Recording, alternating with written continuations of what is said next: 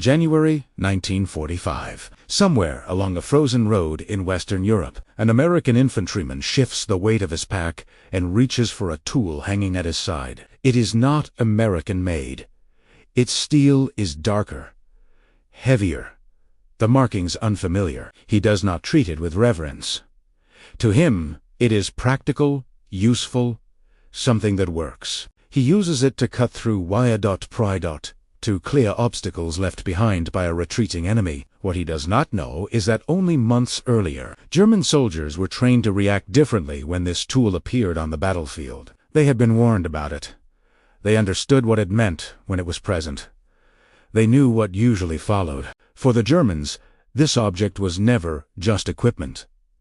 It was a signal, a warning that a certain kind of fighting was about to begin. Now it hangs quietly from an American uniform, stripped of doctrine, stripped of fear, carried without explanation. The irony is simple and unsettling. The danger was never in the tool itself, but in the understanding behind it, and that understanding was about to change hands.